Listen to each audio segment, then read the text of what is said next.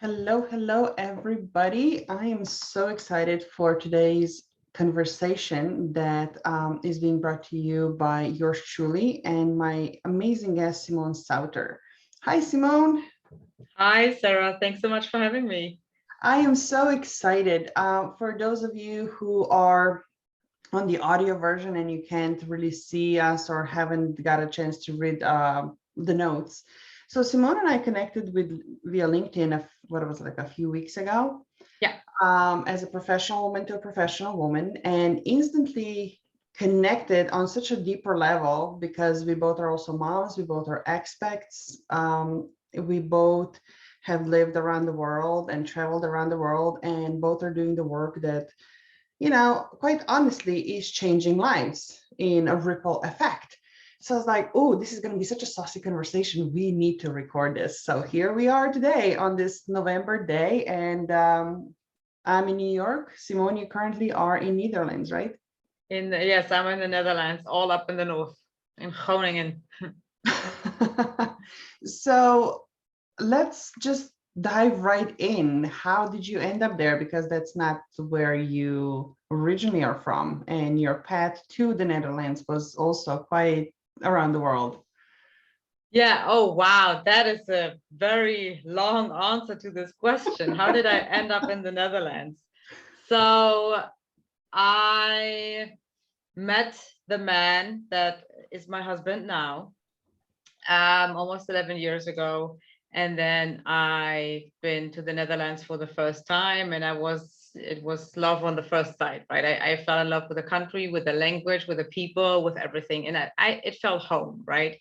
I always knew that I didn't want to live in Germany. So I'm originally from Germany. Yeah, so the Germans, they have a mentality that I'm not a typical German person, I'd say, right? So if we talk stereotypes. So anyway, I then okay, let me think how I put this that the listeners can follow, right? So that was 11 years ago. But then 10 years ago, my ex left me after a 10 years relationship. I was completely devastated. And I used to live in Amsterdam back then, working there, right? Because, as I said, I fell in love with the country. I've got a job there. And I moved then back to Munich. And I wanted to fix my relationship because my ex left me after a 10 years relationship. So it was actually, our intention that I come back to Germany and that we lived together. But he, and that I found out later, he met someone else, and also got married to her, and I just really got my heart broken, and it took myself like 2 years to get over that.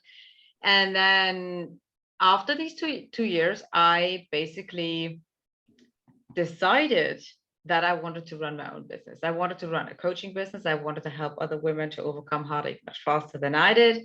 So I did that, and I started my first business in August 2014. But I, at the same time, wanted to travel because I love traveling. I used to travel a lot. My parents traveled a lot with us. I have a brother and a sister. So I love to discover the world. And in February 2015, I moved to Bali and then to Thailand. And then I traveled as a digital nomad for like 3 years. And then, so the man that I mentioned at the beginning that I met 11 years ago, I visited him. So, he was also my best friend. We had a very great friendship. And then I visited him and I never left. So that was 4 years ago, September 2017, 4 years ago. Now we're married and we have 2 amazing children. So our daughter is 2 years old. Our son is 9 months. It's pretty busy. Yeah. And so that's the answer to the question, how did I end up in the Netherlands? He lives here. And as I was in love with the country anyway, and with him, so I decided to move here. Was that like, I hope people could follow. This was a little bit all over the place. So No, but I love this because it opens up so many different ways that we can continue this conversation. And I think it's relevant in a couple of different ways to where we are as a society these days. You know, after the pandemic, a lot of individuals have woken up to a realization that the life that they have been living, the work that they have been doing, location maybe that they have chosen as their home is just not quite it. And many of them are realizing, hey, life is short. Let's do something with it. So, you know, it's always amazing for me, at least, to hear stories of another individuals who have uprooted their own lives, who have either followed their hearts and surrender into the flow, or maybe, you know, planned every step ahead. So I'm curious, in all your travels and then ultimately returning to the Netherlands, was it something that you, of course, you mentioned that you fell in love with the country, but would you say it was something that you allowed it to happen, or were you very intentional in making it happen? Wow, that's an amazing question. So what I always knew since I'm a teenager is that I never wanted to live in Germany. So it's just, as I said earlier, I'm not a typical German person. There are too many rules. It's like, I don't know, it's just not my cup of tea, right? So I'm not saying that all the Germans are bad. So that, like, if you're German and you listen to that, that's not what I'm saying. It's just it's not my, it was never my place Yeah. to be, and I felt that very early. Um, and then I wanted to actually, I was envisioning to moving to London, but then I was there. You know, it's a great city. I love the city, but it just, my heart didn't connect. And then I sent out to the universe, okay, I don't want to live in Germany, right? So I want to live at a place where I feel home.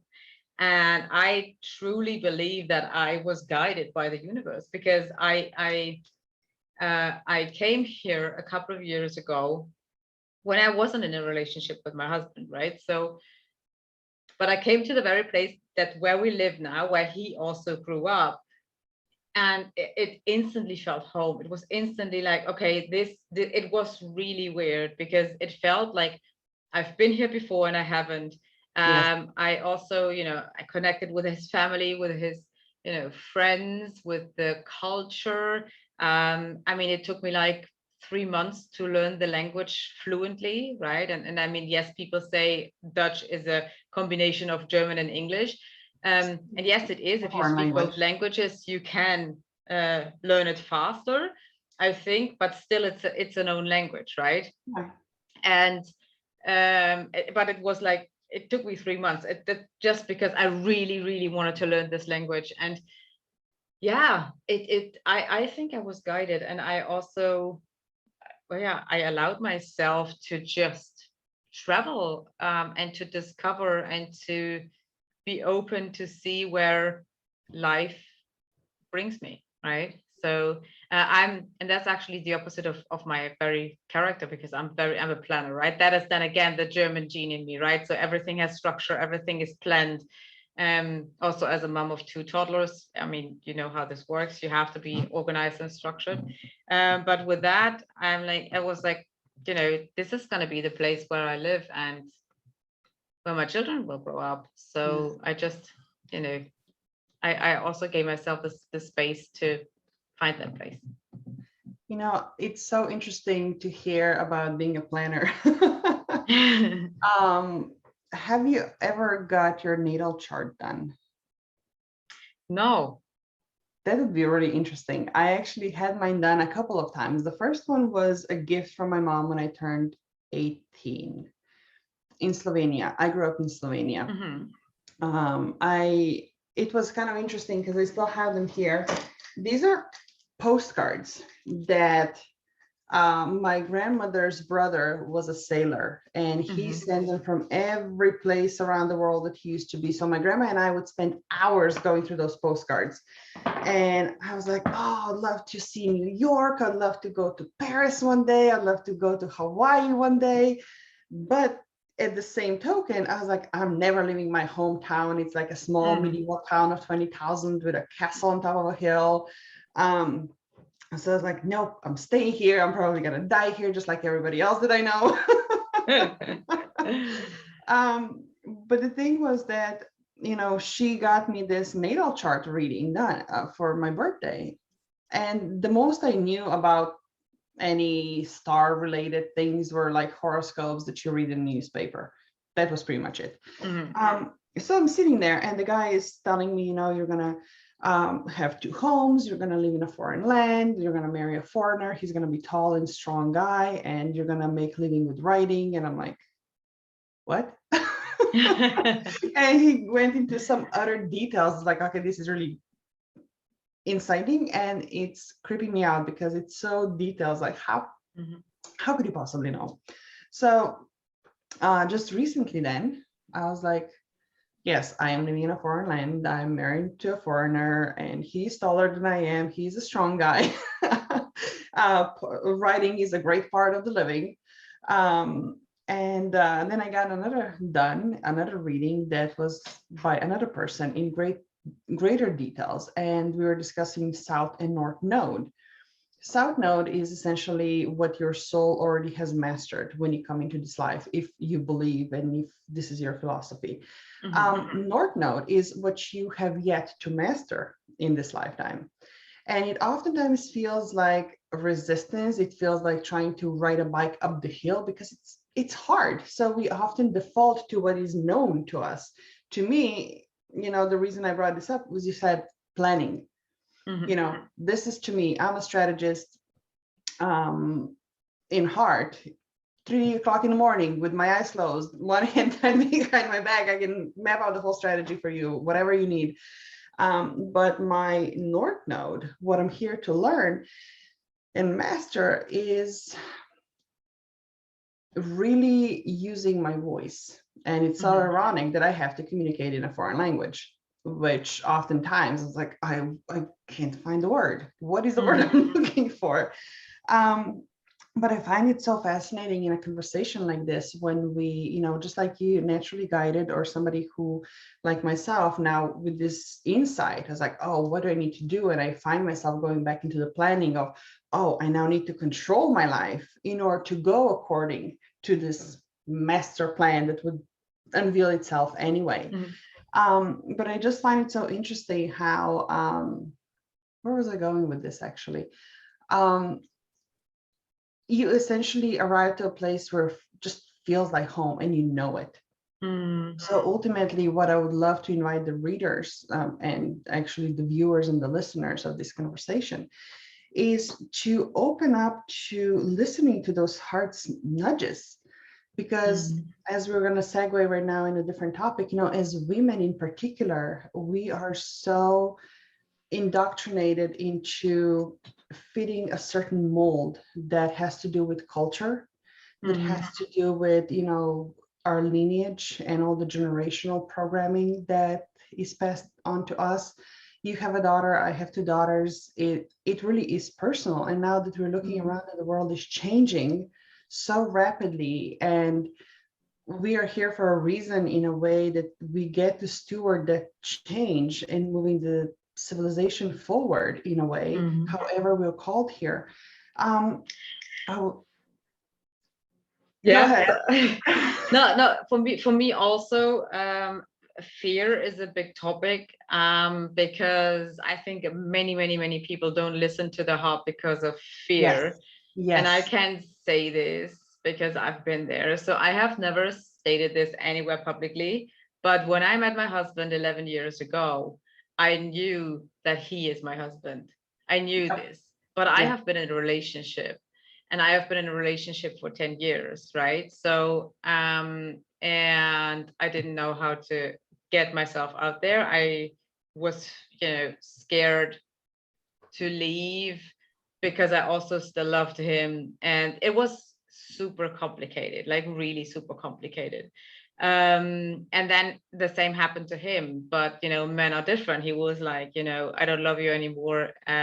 See you, bye. And he just entered a new relationship and I couldn't, because I mean, I've been single for 6 years after he left me, or even though I knew this man is my husband, and he knew too, and he waited for me because he knew that I needed to do this, right? And also the traveling that was, I found I got on my spiritual path. I I did a lot of healing work, especially in Asia, and yeah, so but I remember the fear that I felt when I met him, because it was love and it was fear, because I knew I needed to massively change my life, and there were more people involved than myself, and it was very complicated.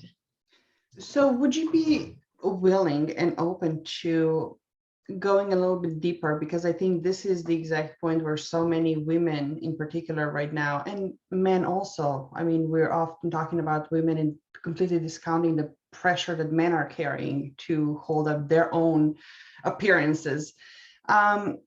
What was your process like when you woke up in the morning, when you were lying awake at night, when you went through your day, and when you knew what your soul knew, and then there's the 3D reality of the actual life and the actual relationships and the people and how did you go through this whole process? What did you learn? Who did you reach out to in order to be able to then make the transition? Well, I suppressed the feelings and I distracted myself. So that's what most people do. So I did this with work. Many people do this with alcohol, drugs, and all these kind of things. And I told myself this will pass.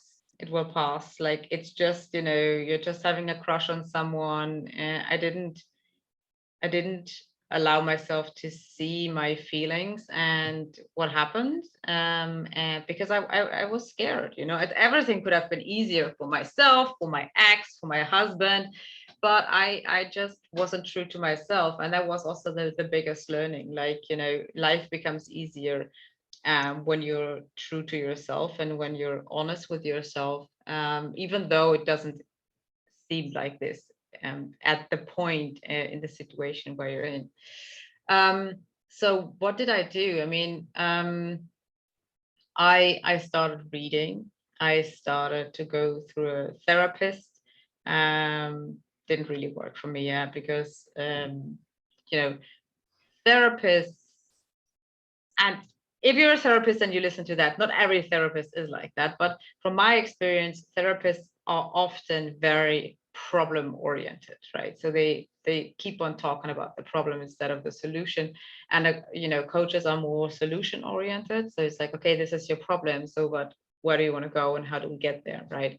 And basically I didn't really have someone who could guide me. So that's also why I then started my breakup and divorce coaching business, because I wanted to be that person, right? So now today I don't do this anymore. I still only sell my products. I run a PR agency now, but I did this for more than 5 years, and I helped change lives, and I helped to make this process easier for other women. But I started really small, like with meditation. Like, I didn't know what meditation was. I was like all these freaks sitting there closing their eyes and like saying they listen to themselves, right? And then when I started with that, I was like, oh wow, okay, there's really things coming up that I don't want to hear or see, actually. But then I knew that I needed to go this path then. And yeah, I did a lot of things, right? So ayahuasca, I like just having guidance from different kind of healers, and on Bali with, like, I don't know, so many. Yeah, it like, I'm just thinking back, so yeah, it was quite challenging, but I also allowed myself to feel the pain. And that is, I think, something that lots of us don't do, and especially men, right? So women they have more access to their feelings, also because of the conditioning of society, right? So women are allowed to be weak, like allowing yourself to feel has nothing to do with weakness, but that's what society tells us, right? Yeah. This is also why men are not allowed to, or they are told that they're like, boys don't cry, and men don't have fears, and all this bullshit that we tell each other. Where was I going with that? Yeah, I mean, generally it was quite a journey, and I allowed myself to also try things, also things that scared me, like for example, ayahuasca, and that's everybody needs to decide for themselves what feels good to them and what feels right for them. So yeah, that's sorry, I'm just looking outside the window and thinking back to these times, because they were really challenging, and I just realized where I got to, right? So because when you're in the situation and when you feel all the pain, you think like, this will never end and my life is over and this pain will never stop. So I remember so well, like after the breakup, even though I met this man that I knew who will be my husband, it was, the pain that I dealt with was the lack of self-love, the lack of self-confidence, and the feeling of being replaced with someone. And there, I had so many issues, so many struggles, so much pain also from my childhood that I never addressed, and that now, bubbled to the surface, and that I really had to solve. And because otherwise I would have not been able to enter a new, I would have, but then I would have, brought the entire stuff with me, right? So and I didn't want that. So yeah. Thank you for that. Because it's so fascinating the way the human body is designed, that you literally cannot recall the pain that you endured after it's over. So it's literally just like this mental memory. I was like, how was it? What did I go through? Oh, it wasn't that bad. And we, try to kind of surface level it, which I think it's so intoxicating these days in coaching industry with all the hero journey stories. Mm-hmm. And like, I want to hear the bad, the ugly, the raw, because even selfishly, I was like, those are the things that were missing there for me when I went through the journey, and I thought I was the only one. I thought something was wrong with me. I thought, the world's gonna come to an end because everybody else seemingly had it figured out, but myself. Yeah, and it was like that. I mean, I was just about to, like, almost 30. Everybody around me got married, had kids, and I was like, what the heck? Why does he leave me now, right? And then, I mean, close friends that I talked to, and it's like, I have people saying like, but if you already knew that this will be your husband, why did you not just switch? It's like, because it's like love, it's like not a switch. I still was in love with my ex. I mean, we've been together for 10 years. We traveled the world together. We lived abroad. We did, all kinds of things. And we had a big connection on a soul level, right? And so it wasn't just like, oh, okay, well, he has now someone else. Like, okay, I just also go to this man. And that also wouldn't have been fair to my, now husband.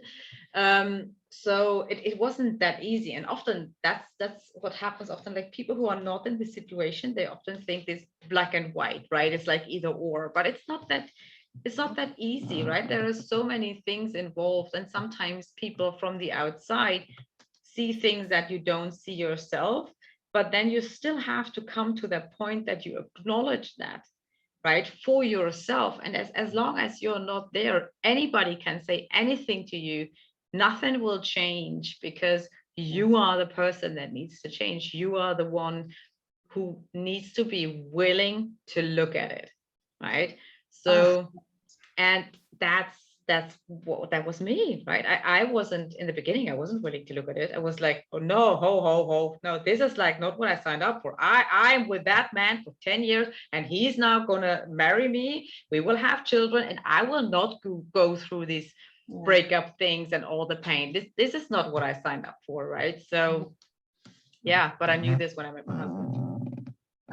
I love this so much. Thank you for being so open and honest. Now, one of the things that this whole experience taught you, and you are now masterfully harnessing that experience in your own work, is first and foremost enabling voices of other women who are going through the challenges to be heard, and also showing them and teaching them how they can turn that crisis in their own lives into business. So I would love to hear more about that, and also from perspective of, yes, there are certain things that are sacred that are meant just for ourselves and not necessarily be then turned around and packaged and sold, but yet they give us such depth, they give us the understanding,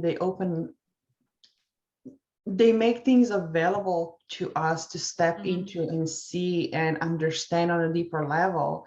When then we turn around and we reach for another woman who is going through the darkness, we can be the light in there for her until her starts shining, to be very poetic here right now. Yeah. So can you tell us a little bit more about, even for the audience, yes, you have gone through a crisis right now, and there's more available to you. You know that you're now meant to do something with all that you have gained. What's next? Yeah, I mean, obviously, as you said, right, there are things that we should keep for ourselves, and that you can't sell everything or anything, right? But then it also comes down to, what is your intention behind it, right? Is it just like a money-making machine, or is it actually helping people? So I helped so many women, like going through a divorce, going through a breakup. I have a friend, she's a grieving coach. Her father committed suicide, and now she's helping other teenagers and young adults to cope with the loss of a close family member. So these are very personal stories.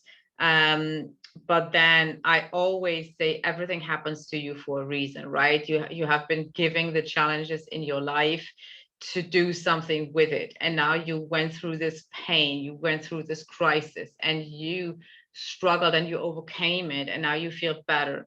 Now you have a strategy, you know how you did that, you know the pitfalls, you know how you can make this easier for other people, and you can make a business out of that, right? And again, as I said, if you intend to sell $27 products as a PDF, helping someone overcome grief, well, I don't know if that would be the right business model. But then if you say, okay, I'm a coach and I actually do this only one-on-one, and I'm really there, I'm really really with my heart in it, obviously you're allowed to get yourself paid for that, right? Because it's your energy, it's people access you and your energy. So this is Can you just say that one more time, please? Because I think it's so often lost. It's like, well, but it comes so natural to me, but it's just so easy to do it, but it's just so intangible. Can you just say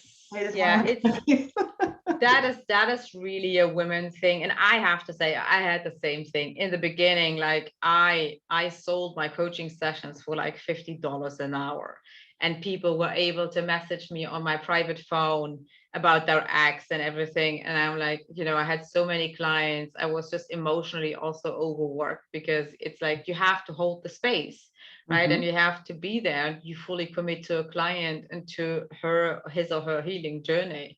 And this is real work, right? This is not just, oh, I've been there and I give some advice. That is not how it works, right? People can read books to get advice. People, if people hire you, they hire you because they can identify with you, because you have been there. You don't judge them. You know the pitfalls, but you can also be, depending on the topic, be the motivator.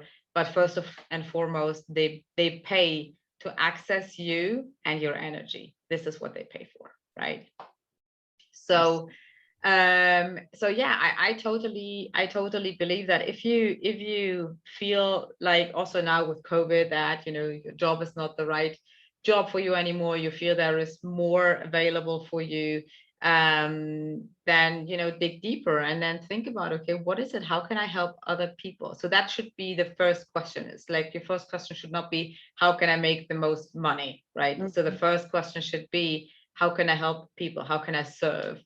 And then once you serve people, the money will come, right? And for me, and then also trust in life and trust yourself that you're guided, right? Because as I said earlier, I run a PR agency now. So now you probably ask yourself, like, how on earth does she come from like being a divorce coach to running a PR agency? Why? So and I want to share with you the story. Mhm. So basically, I studied journalism and PR. So this is the very core thing that I signed up for like 20 years ago. I worked in a local radio station for like 8 years, and then I moved to PR, worked as a PR manager for really big companies, like Fortune 100 companies. And then when I decided to build my coaching business, I listened to all the online marketing gurus saying like, oh yeah, you have to do newsletter marketing, you have to do social media, you have to do advertising, you have to do webinars and a funnel and networking, and I was like, oh, I did this for 6 months, and I was like, okay, I can't do this. Like, this is just not how I wanted to be self-employed. I wanted to be like run a successful business, and there I was like really exhausted, and nothing actually really worked, or not Yep. the way I wanted it. So I was like, okay, like, why are the small business owners not doing PR? Like, why do they not reach out to the media and use these multipliers to grow their own business? It's like, okay, I'm going to give it a try, because at you know, at the end of the day, this was what I was good at. So I've been sending a couple of press releases, and I just hit crickets, and I was like, okay, this is probably why they don't do it, but there must be a way. So I found a way, that which is my framework now that I use for my coaching. And I got featured in Cosmopolitan and InStyle and Closer, and from all the features, I got a book deal with a huge German publishing house. I wrote a best-selling book. I built a blog with 100,000 monthly readers. Like, it really took off, right? And when I was traveling, I also met a lot of people, a lot of entrepreneurs. I, you know, was a member in like different digital nomad networks. So I met a lot of entrepreneurs. They're like, hey, how did you get featured in all these media, right? And I was, for me, that was like a nature. I was like, well, I did this and that. Oh, can you explain this to me? So like, yeah, sure. So, and that was like 3 years ago. I thought, well, maybe we can do something with this PR thingy, like as a side gig. And then it really took off. And I was like, oh, okay. Okay. So people don't know actually. So but that's again, right? For me, it is so easy. Mhm. And for others, it's so like, oh, wow. Right.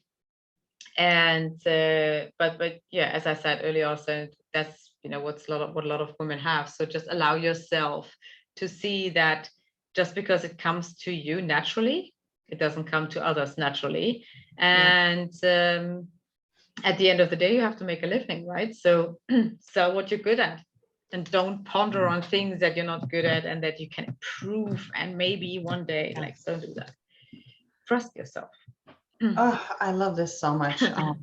I have gone through several iterations of my own business over the past 10 years. And this has been one of the greatest lessons, you know, solutions that we're seeking so hard and we're trying to prove ourselves and justify. Usually it's the thing, it's like right in front of you, the easiest thing ever. You don't even have to think about it. I actually had to have a friend point it out to me. I was like, you know, one of the things that I do personally, and I love to do it with my own clients too, is like take Post-its, find an empty space on the wall and just brainstorm. Put the Post-its on and rearrange whatever it is that you're looking towards. And it was the same thing. I was like, so many expertise, but what is it really? What does really light me up? You know, the question, what does really light me up?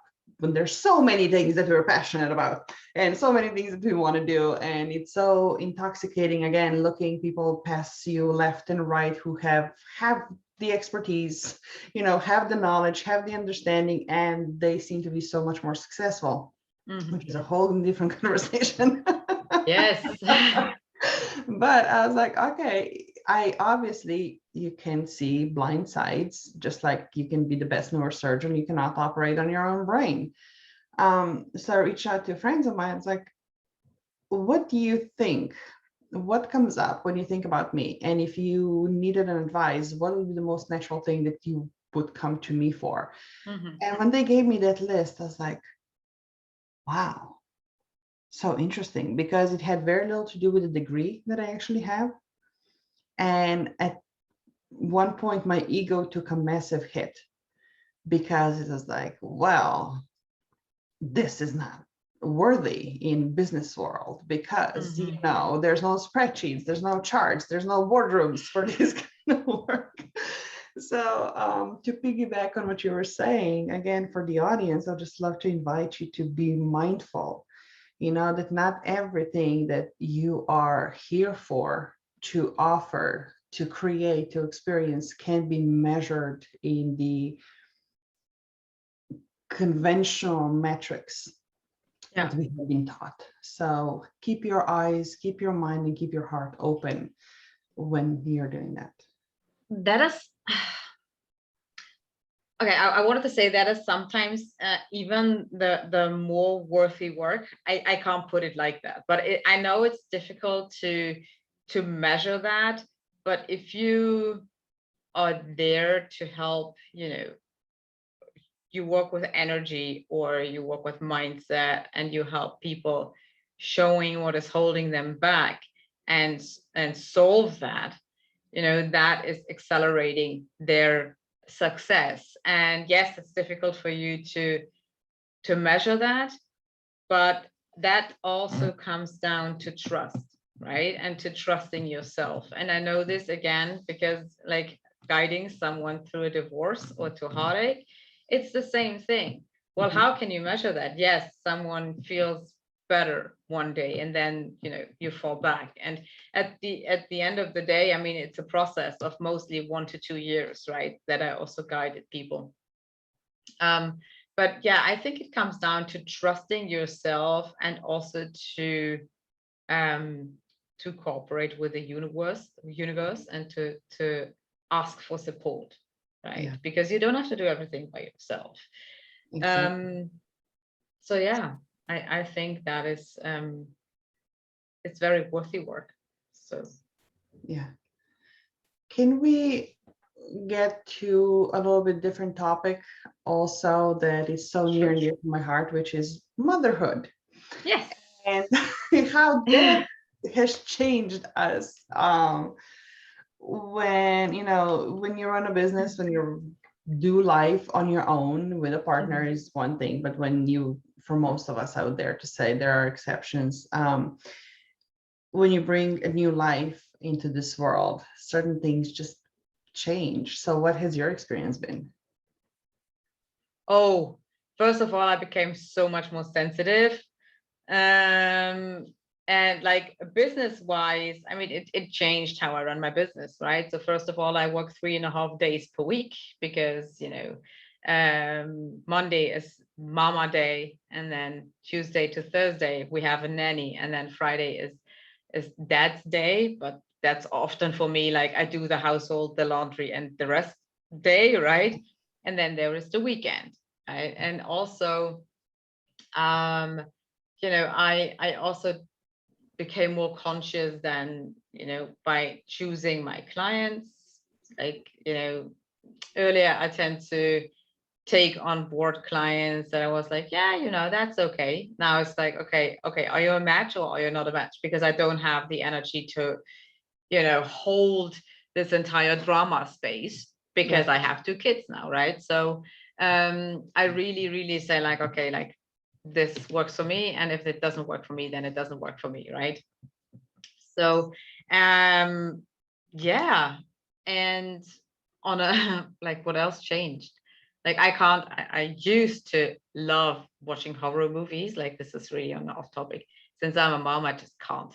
And I mean, I don't watch the news anyway for years, but you know, when Facebook, when I have news, everything that is involved with a child, I just scroll further. It's like, it's so, I don't know, earlier when people said like, yeah, you will understand once you're a mother. And I'm like, oh yeah, come on, like, don't exaggerate. Like, what would change, right? Like, Oh my you will God. feel completely different once you're a mother. And I'm like, this is so stereotyped.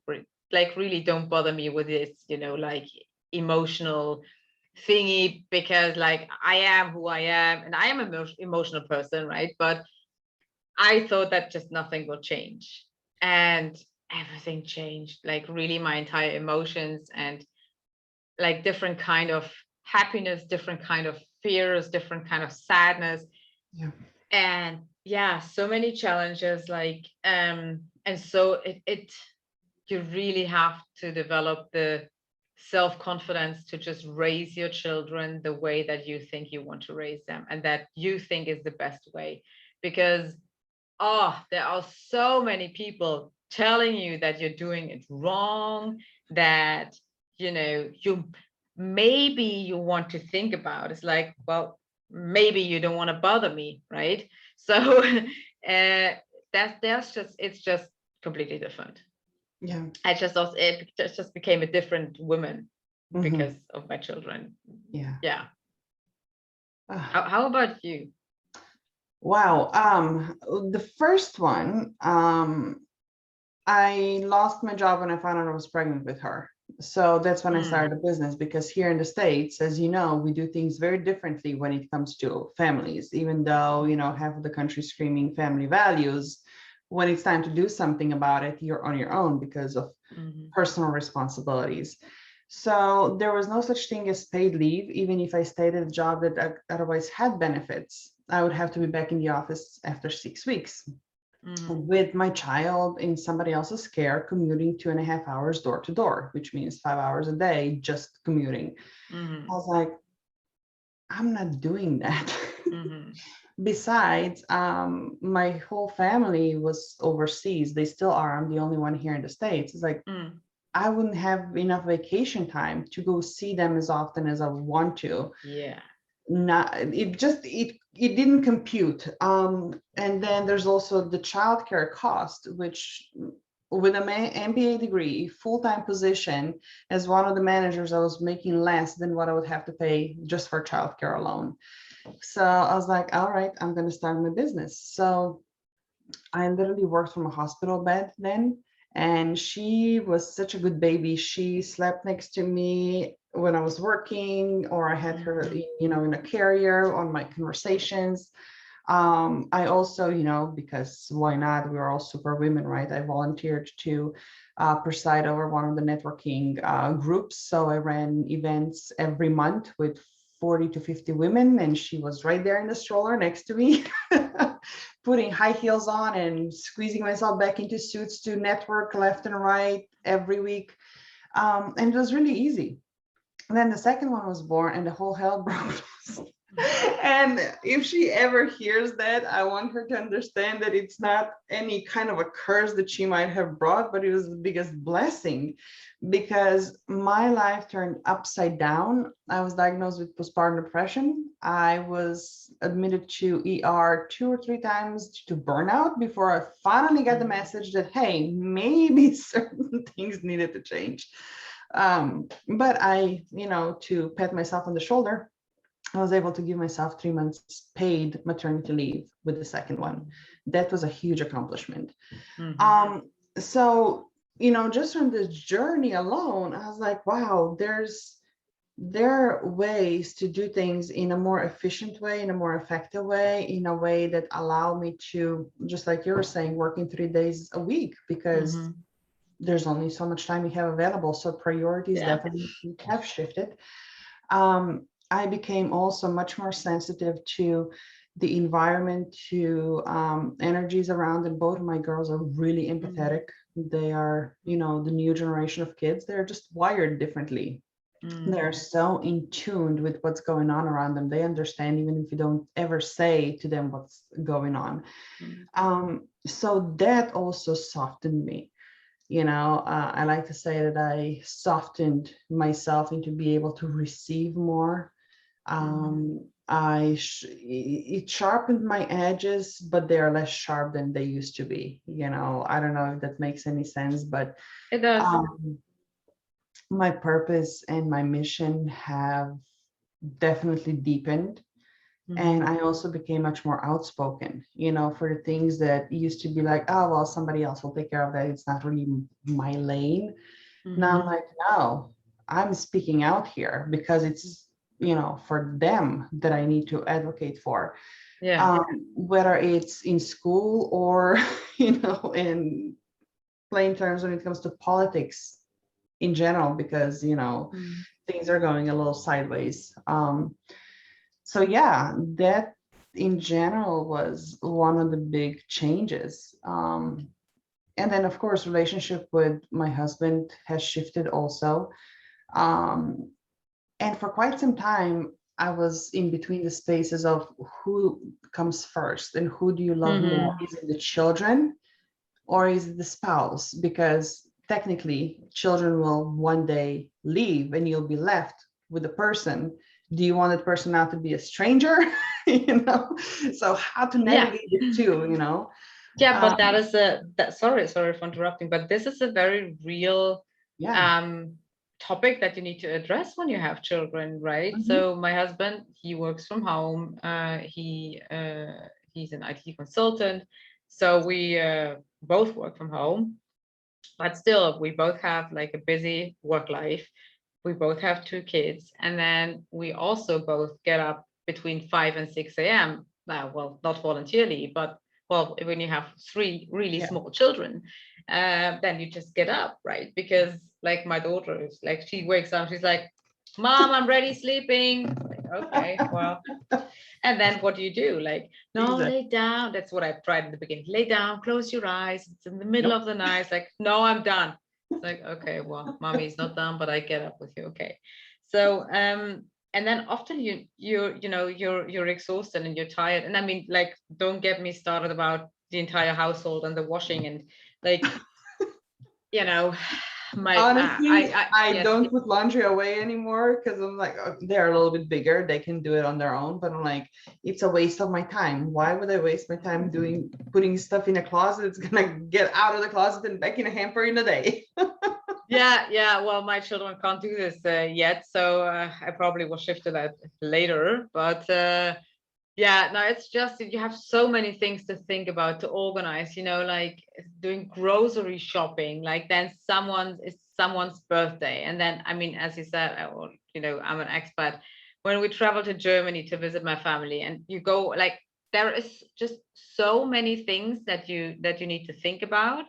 And like the day before yesterday at 7:30 p.m. I had to go to the ER with my daughter because she fell from a chair and she, had her chin and her lip.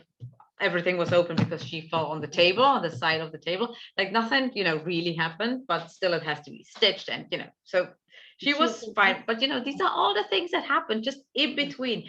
And in that evening, I also was supposed to have a sales call because my clients mostly live in the US. So that is, evening for me when it's like daylight for them, just like now, right? And yeah, it's just you really have to take time for yourself and your spouse and to really, well, it sounds stupid, but to maintain your relationship, because as you said, at a certain point, like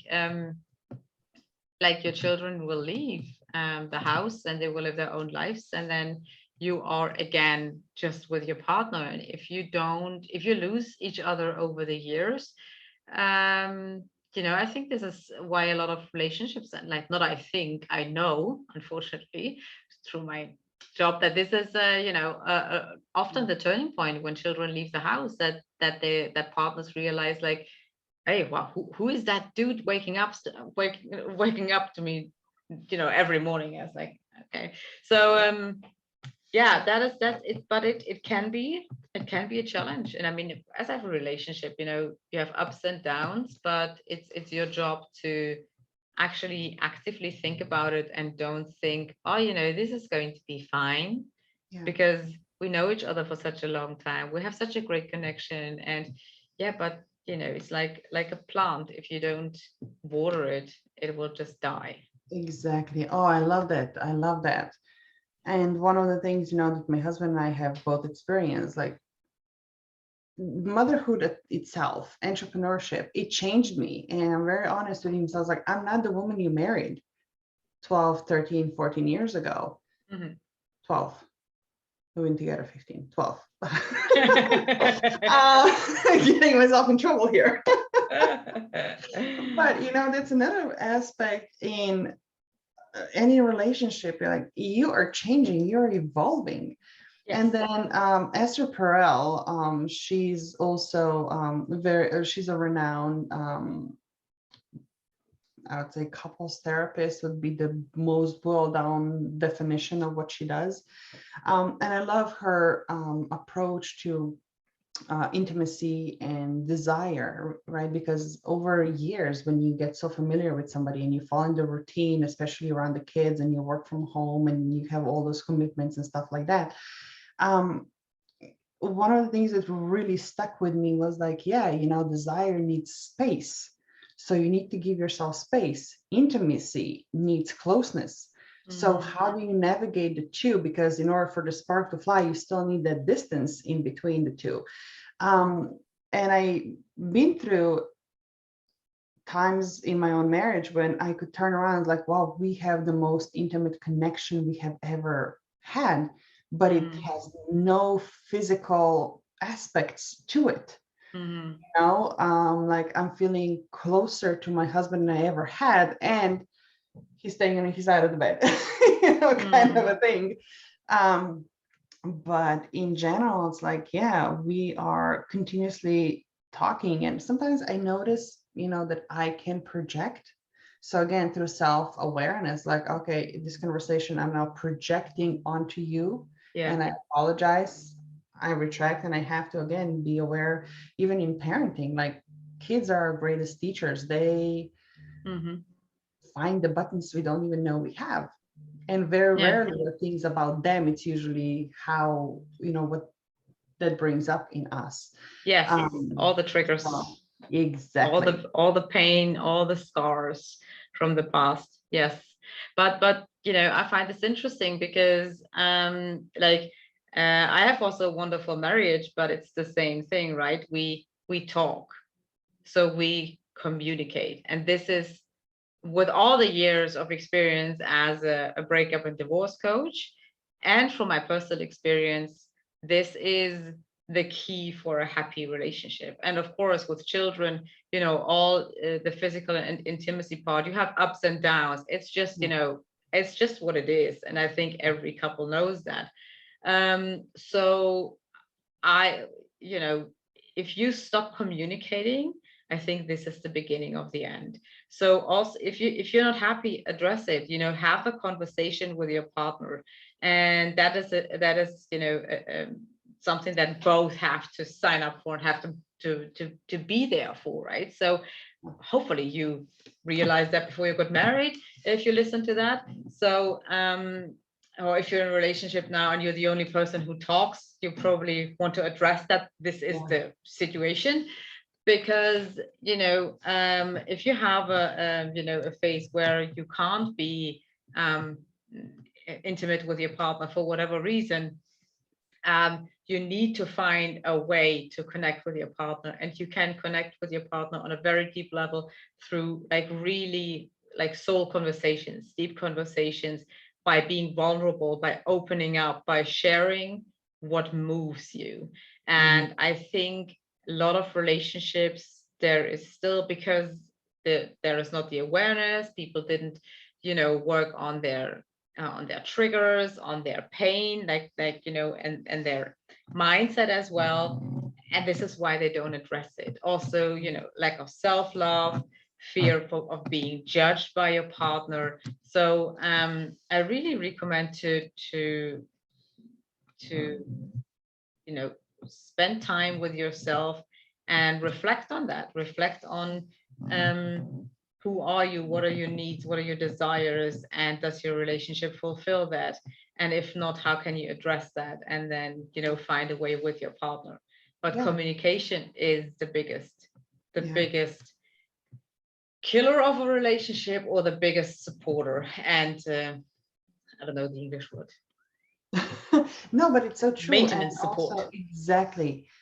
And the awareness that there's even different communication styles, Yes, different love languages and everything. Yeah.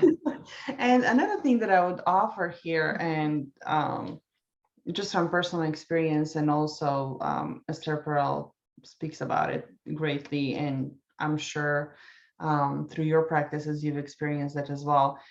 Managing expectations, right? The modern day living, there's so many expectations we have of our own partners, and all the roles that we expect them to fulfill, that it used to be, it took a village. But these days, one of the things that I really miss here in the States, and that was actually one of the questions that we'll put it on Interreg Post-it. If we get to it, that's fine. If you don't, that's fine. Like being an expat, living in a different country, not belonging to any place, like you don't belong to Germany. I don't belong to Slovenia anymore. I've been away for so long, but yet even the States, it's not quite it. I'm still an outsider for so many people, even after 17 years and being a dual citizen now, I still don't quite belong. So the whole village thing, I notice how many expectations I put on my husband. It's like, okay, now it used to be my grandma, or it would be my dad, or it would be my mom, or it would be my girlfriend, or it would be my coworker, or whatever, or teammate. And now it's like, oh no, it's just you. Yeah. Well, the one question that I always used to ask my clients, when they said, yes, but I just, I want a new partner. I really want a new relationship. I don't want to be alone. Like, okay, are you happy? And then if people said no, it's like, well, then you're not ready for a relationship. Like, what do you mean? Like, I will be happy once I'm in a relationship. It's like, no, you will be as unhappy as you are now, because it is your effing duty to be happy. Because the biggest problem and one of the biggest mistakes is that people expect their partner to make them happy. But if you cannot make yourself happy, nobody can. Your partner can't, your children can't, your parents, your friends, your job, whatever. You need to make yourself happy. And once you are happy, you also live a happy relationship, because then you learn about self-love, about self-acceptance, your strengths, your weaknesses, and you don't take things personally anymore, right? Because you did the work, right? Yeah. And so many people don't do the work, and they get into relationships, and then they end up in toxic relationships. Yeah. And well, they also attract toxic people, of course, because they are not 100% themselves, and so it's a vicious circle. Is that a word? The double circle, right? So I always, it sounds cliche, but if you don't love yourself, nobody else can love you, right? Exactly. And it's even that it's not their job to fill the void anyway. Yeah, I would love to continue this conversation for another hour if we could. We talk like an hour already. Okay, wow. I know, it went by so fast. Is there anything else in closing that you would love to pass on to the audience, or anything else that is looking to emerge, that is calling to be shared? Yes, I mean, generally, learn to love yourself, be true to yourself, and that will play out on all levels in your life, like relationships, job, money. It doesn't really matter. Learn your self-worth, and if you know your self-worth, then everything else will magically fall in place. Love that. Simone, where can people find you to learn more about you, your work, and perhaps continue or start their own journey with you by their side? So, like, as I said, I don't do the divorce coaching anymore because I'm so busy with my PR agency. The products that I have, the books that I have are all in German. But so if you speak German, if you're interested in that, then you can go to FromPainToPower.de for Germany. If you're a business owner and you're interested in getting yourself into the media so that you build your expert reputation, increase your sales and get more clients, then you can find my work on SimoneSauter.com. Fantastic. Thank you, Simone, so much to share this time and energy, and it was such a joy. Thank you. Yeah, thanks so much for having me. And yeah, I really love the conversation. Very crazy that we already talked an hour. Take care. You too.